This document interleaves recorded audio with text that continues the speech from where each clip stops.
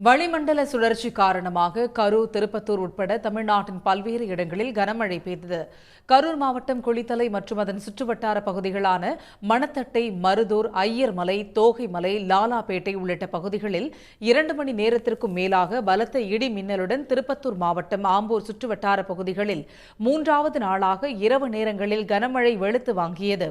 சாலைகளில் மழைநீர் பெருக்கெடுத்து ஓடியதால் வாகன ஓட்டிகள் சிரமத்திற்கு ஆளாகினர். மேலும் ஆம்பூர் நகர பகுதியில் இருந்து ரெட்டித்தோப்பு பகுதியை இணைக்கும் ரயில்வே பாலத்தின் கீழ் மழைநீர் சூழ்ந்ததால் குளம் போல் காட்சியளித்தது.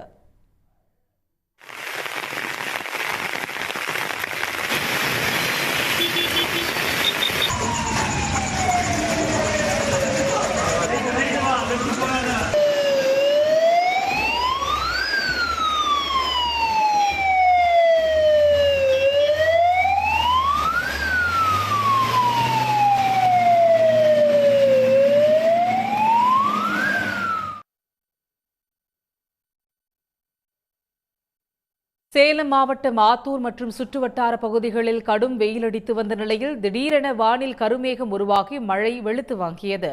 ஆத்தூர் நகர பகுதி மட்டுமின்றி புதுப்பேட்டை, நரசிங்கபுரம், முல்லைவாடி, சித்தேரி உள்ளிட்ட கிராமங்களில் 1 மணி நேரத்திற்கும் மேலாக மழை பெய்தது. இந்த மழையால் மக்காச்சோள பயிரை சாகுபடி செய்திருந்த விவசாயிகள் மகிழ்ச்சியடைந்துள்ளனர். விழுப்புரம் மாவட்டம் செஞ்சி மற்றும் அப்பம்பட்டு, வளத்தி, நாட்டார்மங்கலம், மேல்மலையனூர் உள்ளிட்ட பகுதிகளில் சுமார் 1 மணி நேரம் பெய்த கனமழை காரணமாக வெப்பம் தணிந்து குளிர்ந்த காற்று வீசியதால் பொதுமக்கள் மகிழ்ச்சியடைந்துள்ளனர்.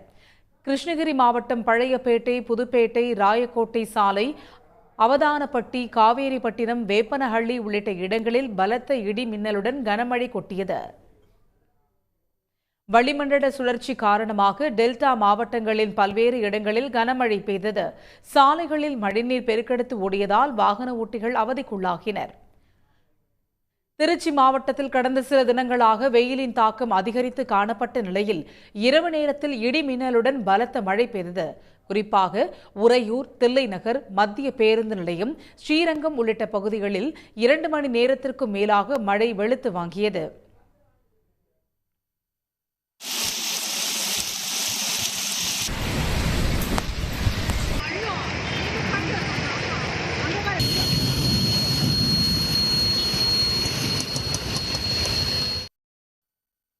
கும்பகோணம், பாபநாசம், திருவிடைமருதூர் ஆகிய பகுதிகளில் நேற்று மாலை முதல் சுமார் 3 மணி நேரம் விட்டுவிட்டு கனமழை பெய்தது. சாலைகளில் மழைநீர் பெருக்கெடுத்து ஓடியதால் வாகன ஓட்டிகள் சிரமத்திற்கு உள்ளாகினர்.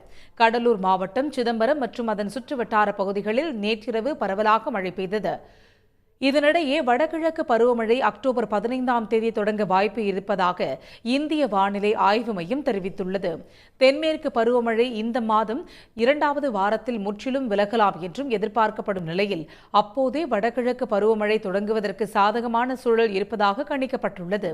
இந்நிலையில் மத்திய மேற்கு மற்றும் அதனை ஒட்டிய தெற்கு வங்கக்கடல் பகுதிகளில் நிலவும் கீழடுக்கு சுழற்சி காரணமாக இன்று முதல் வரும் 9ஆம் தேதி வரை தமிழ்நாட்டில் கனமழை பெய்யும் என்றும் சென்னை வானிலை ஆய்வு மையம் தெரிவித்துள்ளது. உடனுக்குடன் செய்திகளை தெரிந்து கொள்ள சன் நியூஸ் பெல் ஐகானை கிளிக் பண்ணுங்க.